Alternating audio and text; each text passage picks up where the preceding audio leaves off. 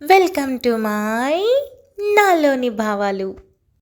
విక్కీ, సూటిగా అడుగుతున్నాను. నీ పరిస్థితి ఇప్పుడు, నీ మూడేంటి అర్థం చేసుకునే మూడ్లో నేను లేను. శైలు ఎవరు? నీ భార్య అంటున్నా అని ప్రకాష్ అడిగాడు. ఎందుకంటే అని విక్రాంత్ ఇద్దరి వైపు చూపు మళ్లించడంతో ఇద్దరు తన వైపే చూస్తూ ఉండడంతో నేను తనతో అని గ్యాప్ ఇచ్చి ఇద్దరి వైపు చూసి ఒక రాత్రి గడిపాను అని చెప్పాడు. దెబ్బకి ఫ్యూజులు ఎగిరిపోవడంతో ఇద్దరు గుడ్లు తేలేసి విగ్గు అయితే అమాంతం లేచి కూర్చొని ఒక రాత్రి గడపడం అంటే బయటికి వెళ్ళారా, ఎంజాయ్ చేశారా అని అడిగాడు. విక్రాంత్ చూపుని మళ్లీ సీలింగ్ వైపు మరల్చి మా ఇద్దరికి తొలి కలయిక జరిగిపోయింది అని చెప్పాడు. ఈసారి ఇద్దరు మరింత షాక్ అయ్యారు. ఈసారి ప్రకాష్, విఘ్నేష్ మరింత షాక్ అయి, ఏంట్రా ఏం మాట్లాడుతున్నావు? 100 మంది అమ్మాయిలతో డేట్కి వెళ్ళాను, కానీ ఎప్పుడు ఏ అమ్మాయితో తప్పు మాత్రం చేయలేదురా. కానీ నువ్వు అమాయకంగా ఉంటావు, అలాంటిది నీకు ఫస్ట్ నోట్ అయిపోయిందా, అది కూడా శైలుతో? ఎలారా అని విఘ్నేష్ వింత వింత ఎక్స్ప్రెషన్లు పెడుతూ అడిగాడు. రే, నువ్వు కాస్త ఆగు అని ప్రకాష్ తిరిగి, వికి ఏం మాట్లాడుతున్నావో కాన్షియస్లోనే ఉన్నావా, కరెక్ట్గానే మాట్లాడుతున్నావా అని అడిగాడు. విక్రాంత్ లేచి కూర్చొని బెడ్కి ఆనుకొని, కరెక్ట్గానే మాట్లాడుతున్నాను, నిజంగానే శైలు నేను ఒకటైపోయాం అని చెప్పాడు. ఊహించుకుంటుంటేనే వణుకు వచ్చేస్తుంది. అసలు అమ్మాయిలు అలవాట్లేని నువ్వు ఎలారా ఇదంతా అని విఘ్నేష్ విక్రాంత్ వైపు తిరిగి, రే, నువ్వు మా మీద ప్రాంక్ చేస్తున్నావు కదూ అని చిన్నపాటి నవ్వుతో ఓరగా చూస్తూ అడిగాడు. విక్రాంత్ సీరియస్గా చూసి, జోక్గా ఉందా? నేను ఇక్కడ సీరియస్గా చెప్తున్నాను, మా మనసులు కలవలేదు కానీ అని విక్రాంత్ అర నిమిషం పాటు మౌనంగా ఉండి, నేను నిజంగానే చెప్తున్నాను అని చెప్పాడు. భార్య అన్నావు, ఇప్పుడంతా అయిపోయింది అంటున్నావేంట్రా ఇది అని విఘ్నేష్ అనటంతో, ఒక్క నిమిషం అని ప్రకాష్ ఆపి, విక్కీ, పెళ్లి చేసుకున్న తర్వాత మీరు క్లోజ్ అయ్యారా లేక పెళ్లికి ముందా అని అడిగాడు. పెళ్లికి ముందు అని విక్రాంత్ సూటిగా చెప్పడంతో ఈసారి ప్రకాష్ మరింత షాక్ అయి, అసలు ఏం జరిగిందిరా, ఎవరా అమ్మాయి, ఎక్కడ పరిచయం, ఎందుకు ఇదంతా జరిగింది, ఎందుకు ఆ అమ్మాయి మెడలో నల్ల పూసలు వేయాల్సి వచ్చింది అని అడిగాడు. విక్రాంత్ అప్పుడు విఘ్నేష్ గుర్తొచ్చి చంపేసేంత కోపంగా విఘ్నేష్ వైపు చూస్తూ కాలితో గట్టిగా తన్నటంతో బెడ్ మీద ఉన్న విఘ్నేష్ ఒక తోపుకి ఢమాలని కింద పడి, చచ్చండ్రా బాబు అని తన నడుం పట్టుకున్నాడు. రే, ఏమైందిరా అని ప్రకాష్ విఘ్నేష్ ని లేపడానికి ట్రై చేస్తూ అడిగాడు.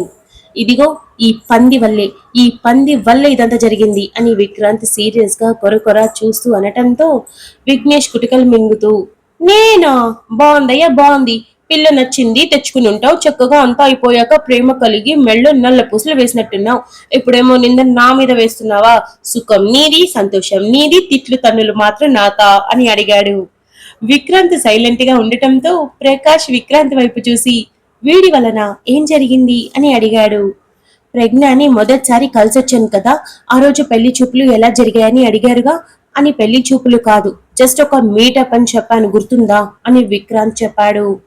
మర్చిపోవడానికి అదేమైనా 10 ఏళ్ల ముందు జరిగిందా, మొన్నేగా అని విఘ్నేష్ అనడంతో విక్రాంత్ ప్రకాష్ ఇద్దరు విఘ్నేష్ వైపు తల తిప్పి సీరియస్ గా చూడడంతో విఘ్నేష్ నోటి మీద చెయ్యడ్డు పెట్టుకొని మూసేశా అని అన్నాడు. ఆ రోజు నువ్వు వర్క్ లో ఉండగా విగ్గు అక్కడ ఏం జరిగిందని అడిగాడు.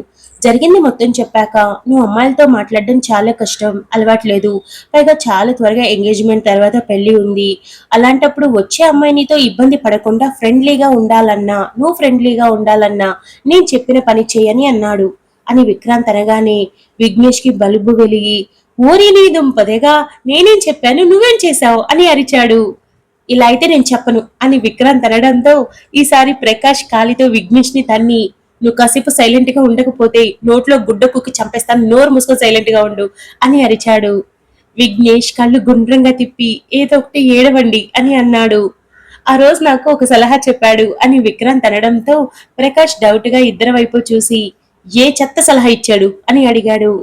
అది మరేమో అని విక్రాంత్ ఆలోచిస్తూ, ఎవరైనా ఒక అమ్మాయిని అంటే అదే ప్రాస్టిట్యూట్ ని మాట్లాడుకొని ఒక నైట్ గడపమని చెప్పాడు అని విక్రాంత్ అనడంతో ప్రకాష్ మరోసారి కాలితో తన్నబోతుంటే విఘ్నేష్ ఆ కాలుని గట్టిగా పట్టుకొని, ఒరే, గడపడం అంటే ఆ గడపడం కాదురా, ఆ అమ్మాయితో కాస్త ఫ్రీగా మాట్లాడి ఫ్రెండ్లీగా మూవ్ అయి సిటీ అంతా తిప్పి కాస్త మాట్లాడితే అలవాటు పడుతుంది అని చెప్పాను, అంతేకాని నువ్వు అనుకున్నది కాదు అని నెత్తి నోరు కొట్టుకున్నాడు.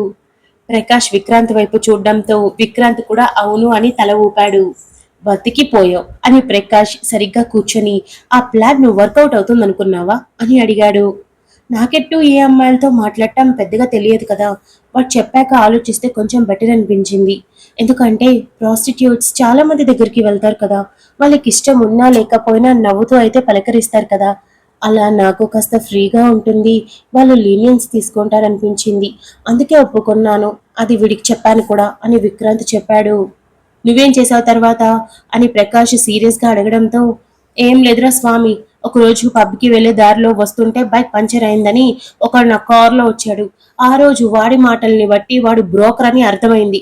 నేను కూడా కాస్త ఫ్రెండ్లీగా మాట్లాడడంతో దిగుతూ దిగుతూ వాడి విజిటింగ్ కార్డ్ ఇచ్చి ఎప్పుడైనా ఎవరైనా చిక్ కావాలి అనుకుంటే ఒక కాల్ కొట్టమని చెప్పాడు.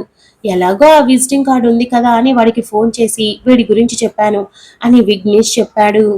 వీడి గురించి అంటే ఏం చెప్పావు అని ప్రకాష్ అడిగాడు. అదేరా, ఆ రోజు విక్కీ వాళ్ళ ఇంట్లో వాళ్ళంతా ఎక్కడికో వెళ్ళారు, ఇంట్లో ఒంటరిగా ఉంటాను అన్నాడు. సో ఆ అమ్మాయిని ఇంటి దగ్గరే వదిలిపెట్టమని చెప్పమన్నాడు. నేను కూడా అదే చెప్పాను. కానీ అందుకు అతను ఒప్పుకోలేదు. అతను చెప్పిన ప్లేస్ దగ్గరికి విక్కీ రావాలని చెప్పాడు. సో అడ్రస్ కనుక్కొని వీడికి చెప్పాను. అంతే, ఇంకా నాకేం తెలియదు అని విఘ్నేష్ మళ్ళీ నోటి మీద చేయి పెట్టుకున్నాడు. ప్రకాష్ విక్రాంత్ వైపు తిరిగి శైలుని పంపించాడా అని అడిగాడు. అవును అని విక్రాంత్ అన్నాడు. ప్రకాష్ విఘ్నేష్ మొహమొహాలు చూసుకొని, అంటే శైలు అని అంటూ ఉండగా, నన్ను చెప్పనివ్వండి అని విక్రాంత్ అని గతంలోకి వెళ్ళాడు. విక్రాంత్ అప్పుడే ఫ్రెష్ అయ్యి వచ్చి ఛార్జింగ్ లో ఉన్న ఫోన్ అలా తీసుకోగానే కాల్ రావడంతో లిఫ్ట్ చేశాడు. హలో అని విక్రాంత్ అనగానే, హలో సార్, ఎప్పుడొస్తారు, ఏ టైంకి వస్తారు, నాకు అవతల చాలా పనులున్నాయి అని అతను అన్నాడు. విక్రాంత్ టైం చూసి 8 కావస్తూ ఉండడంతో అరగంట పడుతుంది అని చెప్పాడు. సరే సార్, తొందరగా రండి అని చెప్పి కాల్ కట్ చేయడంతో విక్రాంత్ రెడీ అయి, దేవుడా, అమ్మాయిలతో మాట్లాడడానికి కూడా ఇంత కష్టమా, ఇప్పుడు ఆ అమ్మాయి ఏం మాట్లాడుతుందో, ఏం సమాధానం చెప్పాలో, నేను ఇలా సైలెంట్ గా ఉంటే తేడా అనుకుంటుందో అని విక్రాంత్ తల కొట్టుకొని మొత్తానికి రెడీ అయి బయలుదేరాడు. సరిగ్గా అరగంటకి చేరుకోవడంతో కాల్ చేసి, ఎక్కడున్నారు, మీరు చెప్పిన అడ్రస్కి నేను వచ్చేసాను అని విక్రాంత్ చెప్పాడు. సార్, మీదేనా ఆ బ్లాక్ కలర్ కార్, ఒకసారి బయటికి దిగండి అని అతను అడగడంతో విక్రాంత్ తన మొహానికి కర్చీఫ్ కట్టుకొని క్యాప్ పెట్టుకొని గ్లాసెస్ పెట్టుకొని కార్ దిగాడు. హాహా, కనిపించారు అని ఒక వ్యాన్ కాస్తంత కారు దగ్గరగా వచ్చి, సార్ వెనక్కి తిరగండి అని అనటంతో విక్రాంత్ వెనక్కి తిరిగాడు. అప్పుడే వ్యాన్ డోర్ ఓపెన్ చేయడంతో విక్రాంత్ కాల్ కట్ చేస్తూ చూసి అందులో నుండి బ్లాక్ కలర్ శారీ కట్టుకొని మొహానికి స్కార్ఫ్ తో దిగిన అమ్మాయిని చూశాడు. అతను ఆ అమ్మాయిని చేయి పట్టుకొని తీసుకొని రావడం, ఆ అమ్మాయి చేయిని విడిపించుకోవడానికి ట్రై చేయడం విక్రాంత్ గమనించాడు. ఎప్పుడైతే విక్రాంత్ దగ్గర తీసుకొచ్చి వదిలాడో అప్పుడు చేతిని వదిలి, సార్, రేపు పొద్దున్నే 5 గంటలకి ఇక్కడ ఇదే ప్లేస్ లో ఈ అమ్మాయిని వదిలిపెట్టండి అని చెప్పడంతో విక్రాంత్ తల ఊపి అడ్వాన్స్ పేమెంట్ అడగడంతో చేతిలో డబ్బులు పెట్టి కారులో కూర్చోండి అని అన్నాడు. ఆ అమ్మాయి చేతులు నలుపుకుంటూ ఉండటంతో వెళ్ళి కూర్చో అని అతను ఒరిగి ఆ అమ్మాయి చెవిలో ఏదో చెప్పడంతో ఆ అమ్మాయి మరో మాట మాట్లాడకుండా కారు వైపు వెళ్ళింది. సార్, మంచి అమ్మాయి, చెప్పిన మాట వింటుంది, మరి ఎక్కువ ఇబ్బంది పెట్టకండి అని అతను చెప్పి వెళ్ళిపోయాడు. విక్రాంత్ తిరిగి చూసేటప్పటికే ఆ అమ్మాయి కార్ డోర్ తీయడానికి కుస్తీ పడడంతో విక్రాంత్ అటువైపు వెళ్లి డోర్ ఓపెన్ చేయగా ఆ అమ్మాయి కారులో ఎక్కి కూర్చుంది. విక్రాంత్ కూడా కార్ ఎక్కి గ్లాసెస్, క్యాప్, మాస్క్ తీయడంతో ఆ అమ్మాయి తల తిప్పి విక్రాంత్ వైపు చూసింది. విక్రాంత్ ఆ అమ్మాయి వైపు మొహమాటంగా చూసి చిన్న స్మైల్ చేసి, ఇక మీకు ఏ ప్రాబ్లం లేదు, స్కార్ఫ్ తీసేయొచ్చు అని అన్నాడు. ఆ అమ్మాయి కొంచెం మొహమాట పడుతూనే తల ఊపి స్కార్ఫ్ తీసింది. విక్రాంత్ కార్ స్టార్ట్ చేస్తూ అమ్మాయి వైపు చూసి స్కార్ఫ్ లో తీసి రేగిన జుట్టుని సరి చేసుకుంటున్న అమ్మాయిని చూసి ఒక క్షణం స్టన్ అయిపోయాడు. తను చాలా సార్లు నైట్ రైడ్ లో వెళ్ళేటప్పుడు రోడ్డు పక్కన చాలా మందిని చూశాడు. కాక ఎవరిని చూసినా వీళ్ళు తప్పు చేయడానికి ఇక్కడ ఉన్నారు అనిపించేలా అనిపించిన ఈ అమ్మాయిని చూస్తే అసలు అలా అనిపించక ఒక క్షణం ఆశ్చర్యపోయాడు. ఆ అమ్మాయి కాస్త మొహమాట పడటంతో విక్రాంత్ కార్ పోనిస్తూ, మీ పేరు అని అడిగాడు. నా పేరు చెప్పకూడదని చెప్పారండి అని అమ్మాయి అనింది. నీ పేరు నేనేం చేసుకుంటాను, ఎక్కడ వాడతాను, మరి ప్రాబ్లం ఏంటి అని విక్రాంత్ అడగడంతో శైలజ, శైలు అని చెప్పింది. విక్రాంత్ నేరుగా ఇంటికే తీసుకుని వెళ్లడంతో శైలజ ఆశ్చర్యపోయి, ఇది మీ ఇల్లా అని అడిగింది. అవును, ఎవరూ లేరు, బయట హోటల్స్ అవి నాకు పెద్దగా పరిచయం లేదు, పైగా నేను బయటికి వెళ్ళడం అంత సేఫ్ కాదు అని విక్రాంత్ చెప్పడంతో విక్రాంత్ ఎవరో తెలియని శైలజ ఎందుకలా మాట్లాడాడో అర్థం కాక విక్రాంత్తో పాటు కలిసి లోపల అడుగుపెట్టింది. శైలజ ఇల్లు చూసి షాక్ అయి అలాగే చూస్తూ ఉండటంతో ఏమైంది అని విక్రాంత్ అడిగాడు. ఏం లేదు, నేను ఇంత పెద్ద ఇల్లు ఎప్పుడు చూడలేదు అని శైలజ చెప్పింది. కూర్చో, మంచినీళ్ళు తాగుతావా అని విక్రాంత్ అడగడంతో శైలజ తల అడ్డంగా ఊపింది. సరే కూర్చో అని విక్రాంత్ చెప్పాడు. శైలజ మొహమాటంగా కూర్చోగా విక్రాంత్ దూరంగా కూర్చోవడంతో ఏం మాట్లాడాలి అని కాస్తంత టెన్షన్ పడుతూ, ఇక్కడ మీతో పాటు ఇంకెవరైనా ఉన్నారా అని శైలజ అడిగింది. కంగారు పడకు, ఇక్కడ ఎవరూ లేరు అని విక్రాంత్ చెప్పి, నేను నీతో ఇక్కడ తప్పు చేయడానికి రాలేదు, వేరే పర్పస్ మీద పిలిపించుకున్నాను అని చెప్పడంతో శైలజ నొసలు చిట్లించి మరి దేనికోసం అని అడిగింది. నాకు పెద్దగా అమ్మాయిలు పరిచయం లేదు, మొదటి నుండి నేను ఎవరితో పెద్దగా క్లోజ్ గా మాట్లాడింది లేదు. ఇంట్లో వాళ్ళు ఏ ఫంక్షన్ కి వెళ్తున్నా ఏ పార్టీకి వెళ్తున్నా నేను వెళ్ళేవాడిని కాదు. సో నాకు పెద్దగా మాట్లాడటం నచ్చదు, చాలా తక్కువగా మాట్లాడతాను, అది కూడా క్లోజ్ అయిన వాళ్ళతో మాత్రమే. ఇక ఈ విషయాలు పక్కన పెడితే అమ్మాయిలతో మాట్లాడటం నాకు బొత్తిగా చేత కాదు. సో ఎలా మాట్లాడాలి ఏంటి అన్నది తెలుసుకోవడానికి నిన్ను పిలిపించాను. రేపు మార్నింగ్ వరకు నువ్వు నాతోనే ఉంటావుగా. ఒక అమ్మాయి నార్మల్గా ఫ్రెండ్లీగా ఎలా బిహేవ్ చేస్తుందో అలా బిహేవ్ చేస్తే చాలు. నేను ఎలా మాట్లాడగలనో నాకు తెలుస్తుంది. ఒక అమ్మాయి బిహేవియర్ ఏంటి, తను ఎలాంటి మాటలు ఇష్టపడుతుంది, ఎలాంటి మాటలు ఇష్టపడదు, అసలు నేను ఎలా ఉండాలి, ఒక అమ్మాయితో నా బిహేవియర్ ఎలా ఉండాలి అనేది తెలుసుకోవడానికి ఇదంతా అని విక్రాంత్ చెప్పాడు. శైలజ మొహంలో అప్పుడు ఒక రకమైన రిలాక్సేషన్ వచ్చి, నిజంగా అందుకోసమేనా అని అడిగింది. ఎందుకలా అడిగా అని విక్రాంత్ అడగడంతో, ఏం లేదండి, ఇందాక నన్ను దిగబెట్టిన ఆయన మీరేం చెప్పినా చేయమన్నారు అంటే అని శైలజ మాట్లాడడానికి ఇబ్బంది పడుతూ ఉంటే విక్రాంత్కి చాలా విచిత్రంగా అనిపించి, ఎంతమంది దగ్గరికి వెళ్ళి ఉంటుంది కానీ ఇంకా మొహమాట పడుతుంది, ఇబ్బంది పడుతుంది. అమ్మాయి అంటే ఇంతేనా?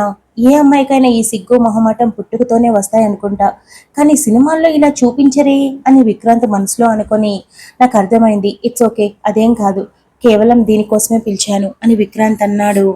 శైలజకి మరింత రిలాక్సేషన్ వచ్చి, అలాగేనండి, మీరేం చెప్పినా చేస్తాను అని చెప్పడంతో, ఏం చేద్దాం, ఇంట్లోనే ఉంటే బోర్ కొడుతుంది, బయటికి వెళ్దామా అని అడిగాడు. ఏం చెప్పినా చేయమని అతను చెప్పడంతో ఆ మాటని మైండ్లో పెట్టుకుని శైలజ తల ఊపింది. సరే, ఎలాగో లేట్ నైట్ అవుతుంది కాబట్టి బయటికి వెళ్దాం అని విక్రాంత్ లేవడంతో శైలజ కూడా లేచింది. ఇద్దరు బయటికి వెళ్ళగా విక్రాంత్ బైక్ స్టార్ట్ చేయగానే శైలజ విక్రాంత్ వైపు చూసి గుండెల్లో ధైర్యాన్ని తెచ్చుకొని, ఇప్పుడు నన్ను ఎక్కడికంటే అక్కడికి తీసుకెళ్లి ఎవరికైనా అప్పగిస్తాడా లేదా ఏమైనా చేస్తాడా అని అనుకొని, చచా అలా ఉండదులే, మంచిగానే మాట్లాడాడు కదా అని అనుకొని ధైర్యం చేసి బైక్ ఎక్కింది. విక్రాంత్ బైక్ స్టార్ట్ చేసి వెళ్ళగానే శైలజకి చల్లని గాలి ఒక్కసారిగా వచ్చి మొహానికి తాకగానే ప్రపంచంలో ఉన్న ప్రశాంతత తన మొహంలోకి వచ్చి చేరడంతో నిదానంగా కళ్ళు మూసుకుంది. శైలు, నువ్వు ఈ ప్రొఫెషన్లో ఎప్పటి నుండి ఉన్నావు అని విక్రాంత్ డ్రైవ్ చేస్తూ అడిగాడు. శైలజ కళ్ళు తెరిచి, మీరేం మాట్లాడినా చెప్పొద్దన్నారండి, నేనేం చెప్పను అని శైలజ నిజాయితీగా చెప్పడంతో తను చెప్పిన మాట తీరులోనే తను ఏం అడిగినా చెప్పదని అర్థమై, సరే నువ్వేం చెప్పక్కర్లేదు అని విక్రాంత్ అన్నాడు. ఇద్దరూ కలిసి చాలా దూరం లాంగ్ డ్రైవ్ వెళ్తూ ఆ మాట ఈ మాట మాట్లాడుకుంటూ వెళ్తూ ఉండగా, ఏమైనా తింటావా అని విక్రాంత్ అడిగాడు. తింటానండి, ఆకలిగా ఉంది అని శైలజ చెప్పింది. విక్రాంత్కి ఒక క్షణం ఏం అర్థం కాక అడగగానే ఒప్పుకోవడమే కాకుండా, ఆకలిగా ఉంది అంటే ఎప్పటి నుండి తినకుండా ఉంది అని అనుకొని కొంచెం ముందుకు వెళ్ళగానే ఒక మినీ ఫుడ్ ట్రక్ కనిపించడంతో అక్కడ బైక్ ఆపి, ఇక్కడే ఉండి ఇప్పుడే వస్తాను అని వెళ్ళి శైలజ కోసం తన కోసం దోశ తీసుకొని వచ్చాడు. ప్లేట్ ఇవ్వడంతో శైలజ తింటూ చాలా బాగుంది అని చెప్పింది. ఆకలితో ఎందుకు వచ్చావు, కడుపు నిండా తిని అప్పుడు రావచ్చు కదా అని విక్రాంత్ అడిగాడు. లేదండి, నాకు వేరే పని ఉంటే చూసుకుని వచ్చేసరికి లేట్ అయింది, మధ్యాహ్నం కూడా తినలేదు, అందుకే ఆకలి వేసింది అని శైలజ తింటూనే చెప్పింది. విక్రాంత్కి ఏం మాట్లాడాలో అర్థం కాక, ఏ సమస్యలు ఉంటే నువ్వు ఈ ప్రొఫెషన్లోకి వచ్చావని చెప్తుందా లేదా అని అనుమానంతోనే అడిగాడు. శైలజ తినడం ఆపి ప్లేట్లో చేతిని కదిలిస్తూ తలదించుకొని, అంటే ఈ ప్రొఫెషన్లోకి వచ్చే వాళ్ళంతా సమస్యలతోనే ఉండేవాళ్ళునా అని శైలజ అనింది. నాకు తెలీదు, అది నువ్వే చెప్పాలి అని విక్రాంత్ అనటంతో శైలజకి లోపల చాలా బాధ కలిగి, అనుకుంటానండి, నేనైతే అలాగే వచ్చాను అని సన్నటి కన్నీటి పొరతో చెప్పింది. సరే సరే, ఆ విషయాలు పక్కన పెట్టు, ముందు ప్రశాంతంగా తిను అని విక్రాంత్ తన కన్నీళ్లు చూసి అనటంతో శైలజ తల ఊపి తనను తాను కంట్రోల్ చేసుకొని టిఫిన్ పూర్తి చేశాక విక్రాంత్తో అక్కడి నుండి తీసుకుని వెళ్తూ ఒక ఐస్ క్రీమ్ బండి కనిపించడంతో శైలజకి ఐస్ క్రీమ్ కూడా కొనిపెట్టాడు. శైలజ ఐస్ క్రీమ్ కూడా వద్దు అనకుండా చక్కగా తిని, అప్పటికే టైం దాదాపు 1 గంట దాటడంతో, టైం ఎంతయిందండి అని శైలజ అడిగింది. ఎందుకలా అడిగావు అని విక్రాంత్ అడిగాడు. చాలా లేట్ అయింది కదా, ఈ టైంలో ఇలా రాత్రుళ్ళు తిరిగితే మంచిది కాదుగా, పైగా చల్లగాలి జలుబు చేస్తుంది అని అనటంతో విక్రాంతికి తన మాట తీరు చాలా విచిత్రంగా అనిపించి నచ్చి, సరే అయితే ఇంటికి వెళ్ళిపోదాం అని బైక్ టర్న్ చేసుకొని ఇంటికి దారి మళ్లించాడు. Thank you so much for listening guys. Update నచ్చినట్టయితే లైక్ చేయండి, షేర్ చేయండి, కమెంట్ చేయండి, అలానే సబ్స్క్రైబ్ చేసుకోండి.